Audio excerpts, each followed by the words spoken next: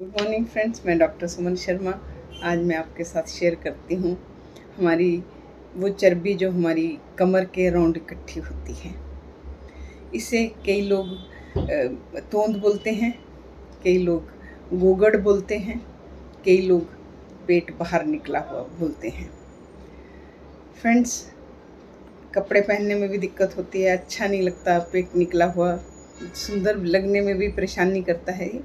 और उससे भी ज़्यादा हम तो फिटनेस की बात करते हैं, उससे भी ज़्यादा ये वाला जो फैट है वो बहुत सारी बीमारियों का मार्कर है। तो आइए आज इसके बारे में जानते हैं कि ये कैसे होता है, क्यों होता है, ये वहीं क्यों इकट्ठा होता है और हम क्या कर सकते हैं। अगर इकट्ठा हो गया है तो उसे हम दूर करने के लिए क्या करें, और इकट्ठा ना हो आगे तो उसके लिए हम क्या करें।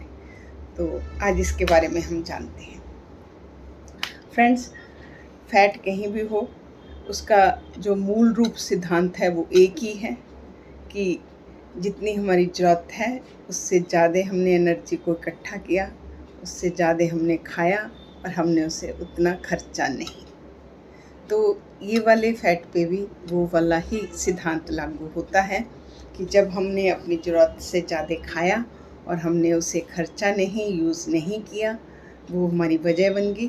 तो मेन इसका मूल रूप से सिद्धांत वही बना इस फैट का भी, ज़रूरत से ज़्यादा खाना और सेडेंट्री लाइफस्टाइल। तो बेसिक ये हैं इसके। और किन लोगों में कौन कौन से फैक्टर हैं जो कमर के अराउंड फैट इकट्ठा होने में मदद करते हैं, उस पर भी नज़र डालते हैं। Number 1, genetical factor. अगर हमारे हेरेडिटी जिसे बोलते हैं, अगर हमारे हेरेडिटी में हमारे माता जी, हमारी नानी, हमारी दादी तोंद निकली हुई है तो वो फैक्टर हम में भी आ सकते हैं, हमें भी निकल सकती है।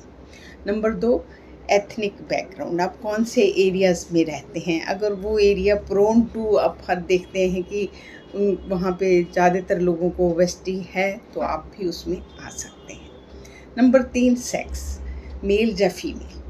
मेल हैं तो उनके अलग कारण हैं, पर अगर आप फीमेल हैं और 50 के पास हैं तो आपको बहुत ज़्यादा ध्यान रखना होगा, क्योंकि इस टाइम में जो एस्ट्रोजन हार्मोन की कमी होती है उसके कारण जो हमारी फैट की रीडिस्ट्रीब्यूशन है वो हमारी कमर के पास होती है, उसमें तो निकलती है। अब आप मेरी बात सुनने के बाद नज़र मारना अपनी सराउंडिंग में, जो 50 के पास लेडीज़ होंगी वो आपको अचानक से अलग तरह से फैटी नज़र आएंगी और वो आपसे बयान भी करेंगी कि मैं तो वही खा रही हूँ जो पहले खाती हूँ।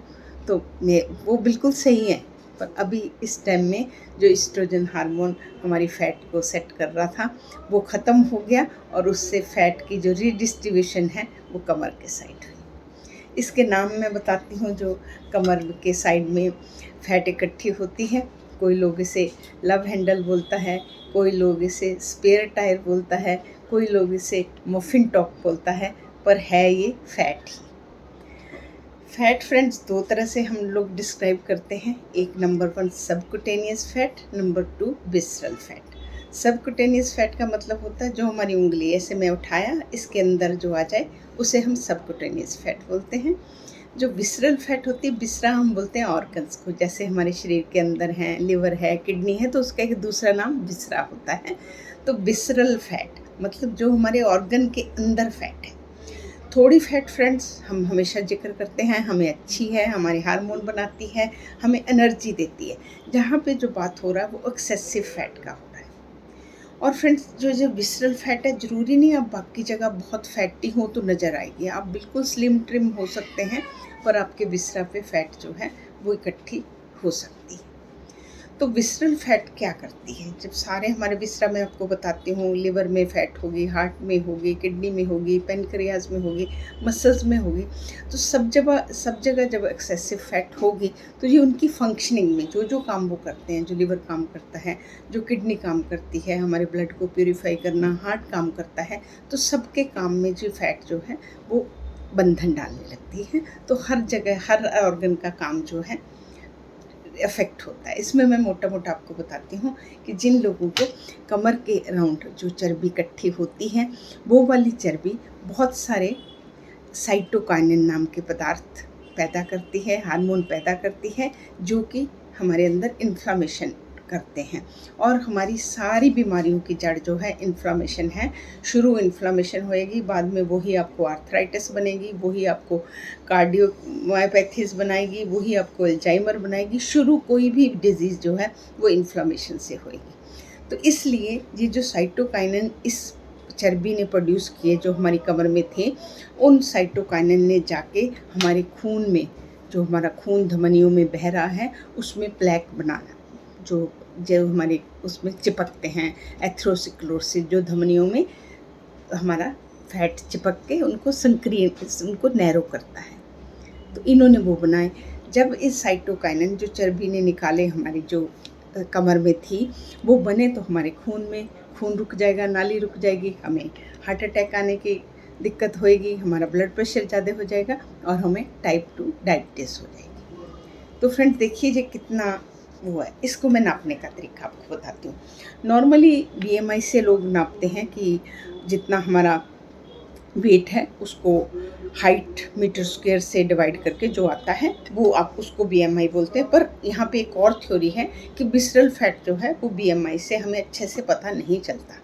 तो विसरल फैट को नापने के लिए हिप एंड वेस्ट की रेशो करी जाती है। आप 1 इंच टेप लेके अपनी वेस्ट के पास उसको नापें और फिर अपनी हिप को नापें और दोनों का जो रेशो आएगा उसको देखिए। मैं आपको बताती हूँ, जो नॉर्मल रेशो है वो 0.75 to 8 is the normal ratio and 8 to 8.5 is the medium ratio and if it is more than 9 then it is dangerous. तो इस तरीके से हमें पता चलता है कि हम कहाँ पे खड़े हैं। और जो मैंने आपको उसके एरिया की बात करी, तो जैसे हमारा जो साउथ एशिया आता है, जिसमें हमारा इंडिया है, पाकिस्तान है, बांग्लादेश है, श्रीलंका है, तो इन जगहों में जगह की वजह से मान लीजिए, या कोई एटमॉस्फेयर की वजह से मानिए, यहाँ के लोगों में ओबेसिटी एंड डायबिटीज़ ज़्यादा पाई जाती है कंपैरेटिवली और रीजन के लोगों से। तो आइए फ्रेंड्स, ये तो मैंने आपको बताया। जब ये इतनी डेंजरस है तो मैं शॉर्ट में बताती हूँ इसको हम कैसे इसको ब्रेक करेंगे। वही हमारा फार्मूला है जो फ्रेंड्स, जितनी मर्जी आप सोच लें मैं एब्डोमिनल क्रंच करूँगा, मैं कमर वाली एक्सरसाइज करूँगा तो मेरी ये फैट जाएगी, बिल्कुल नहीं जाएगी। आप अपने मन से निकाल दीजिए। नंबर 1 जो हमारा आयुर्वेद मानता हुआ आया है, फास्टिंग। मैं आपको उसी के बारे में शॉर्ट में समझाती हूँ कि आपको इंटरमिटेंट फास्टिंग करें। इंटरमिटेंट फास्टिंग में जैसे भी जो आपको सूट करती है, अल्टरनेट डे फास्टिंग और टाइम रिस्ट्रिक्टेड फास्टिंग और मॉडिफाइड फास्टिंग, ये 3 इंटरमिटेंट फास्टिंग के पार्ट हैं। सबसे बेस्ट इसमें टाइम रिस्ट्रिक्टेड फास्टिंग रहती है। उसमें मैं आपको एग्जांपल देती हूँ। जैसे आपने सुबह 9 बजे नाश्ता लिया तो 5 बजे तक आपने जो लास्ट खाना है खा लीजिए और फिर उस 5 बजे से लेके अगले 9 बजे तक आप फास्टिंग में रहेंगे। तो इसको हम बोलते हैं 8 आवर विंडो आपकी खाने की होगी और 16 आवर आपकी फास्टिंग होगी। फ्रेंड्स, ये पूरा साइंस ने पूरा सिद्ध कर दिया है कि अगर हम इस वाली फास्टिंग को 8 आवर ईटिंग विंडो को हम फॉलो करते हैं तो विद इन टाइम आपका जो है, जो चर्बी आपके तोंद है, जो आपकी कमर के राउंड चर्बी है, वो आपकी कम होती है फ्रेंड्स। और उसमें हमें कम्प्लेक्स कार्बोहाइड्रेट लेने हैं। लोग समझते हैं कि हमें तेल नहीं खाना, तेल से हमारा वो हो रहा है, हमें गुड फैट्स चाहिए। हमेशा हम बोलते हैं आप कम्प्लेक्स कार्बोहाइड्रेट लीजिए, आप सिंपल शुगर को बिल्कुल मना करिए किसी भी रूप में। चीनी है, मैदा है, आपको कुछ नहीं लेने का। चाहे जूसेस हैं उसमें बहुत ज़्यादा शुगर है, आप कम कार्बोहाइड्रेट लें, क्योंकि जो भी फैट का कारण है वो कार्बोहाइड्रेट ही है। कार्बोहाइड्रेट आप जानते हैं, होल ग्रेन सारे कार्बोहाइड्रेट, तो आप उनकी मात्रा कम करें। कैलोरी डेफिशिएंट जो हम मानते हैं, जितना आप खाते हैं उससे आप अपने अंदाजे से उसको कम करते जाइए। वही एक फंडा है, अगर आप ठीक होते हैं। सॉल्ट बिल्कुल कम रखिए, सॉल्ट हमारे फैट डिपॉजिट होने में मदद करता है। आप से no to all bad habits, alcohol, smoking, सब। एंड उसके बाद जो मेन हमारा फीचर है उस पर आइए। आप एक्सरसाइज करें, ब्रिस्क वॉक करें। ब्रिस्क वॉक का मैं आपको पैरामीटर बताती हूँ। जब आप वॉक कर रहे हैं तो आप दूसरे के साथ, जो आपके साथ चल रहा है, आराम से बात नहीं कर सकते, मतलब इतनी स्पीड आपकी होनी चाहिए। 30 मिनट्स आप डेली वॉक करें। और उसके बाद फ्रेंड्स, मैं रेजिस्टेंस ट्रेनिंग हमेशा आपको बोलती हूँ।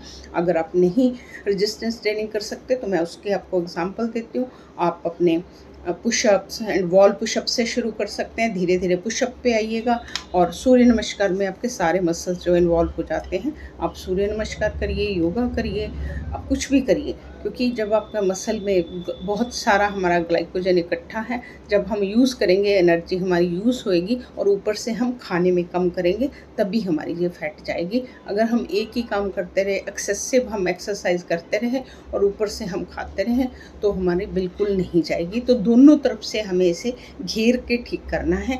एक तरफ से हम एक्सरसाइज से इसको कम कर रहे हैं और दूसरी तरफ से हम ऊपर से डालना भी कम कर रहे हैं, तभी कम होगी। इसीलिए लोग जो हैं इसी उसमें घूमते रहते हैं कि मैंने बहुत सारी थेरेपियाँ ले ली, मैंने एक्सरसाइज कर ली, मैंने ये कर लिया, मैं कम नहीं हुआ। फ्रेंड्स, अगर हमें कम होना है, हमें आज ही सोचना होगा कि हमें जितना हमने पैसे कमाने हैं उतने हमने खर्च भी करने हैं, और जो घर में और आ रहे हैं उनको भी हमें कहीं ना कहीं इस तरीके से लगाना है कि वो इकट्ठे ना होए। उनका आपको ब्याज आए, बैंक में रखिए, घर में मत रखिए, उससे आपको बेली फैट आएगा। तो ये एग्जाम्पल मैं समझाने के लिए बोल रही हूँ। तो फ्रेंड्स, मैं यहीं पे सम अप करती हूँ। ये जो बेली फैट है इतना मुश्किल नहीं है अगर हम इसको सही से समझें और पेशेंस के साथ इसको फॉलो करें। और ये वाली डाइट जो फॉलो करनी मुश्किल भी नहीं होती, क्योंकि इसमें हम खाते तो सभी कुछ हैं जो हमें प्रेस्क्राइब किया जाता है। कम्प्लेक्स कार्बोहाइड्रेट हैं, हमें नट्स सीड्स हैं, बट हम कैलकुलेशन में देते हैं कि आपको इतना ही खाना है, पर भूखा नहीं रखते। हम low calorie and high nutrient आपको डाइट देते हैं, तो फिर हमारे क्लाइंट बहुत खुश रहते हैं। और उनका, अगर आप चाहते हैं सही में कि आपका कम हो, बातों में तो नहीं होगा, ना बातों में होगा ना आपका इनकम्प्लीट आप स्ट्रैटेजी कोई भी चुने कि मैं यहाँ 3 महीना करता हूँ, मैं यहाँ 4 महीना करता हूँ, आपका नहीं होगा। आपको खुद काम करना होगा, आपको खुद इसके लिए आगे आना होगा। तो आइए फ्रेंड्स, मेरे साथ जुड़िए, हम इसको भी, बेली फैट को भी दूर भगाएंगे और हम स्मार्ट भी बनेंगे, यंग बनेंगे और फिट बनेंगे। इसी के साथ मैं आपसे विदा लेती हूँ। कल मैं फिर से एक नए टॉपिक से मिलती हूँ। नमस्कार।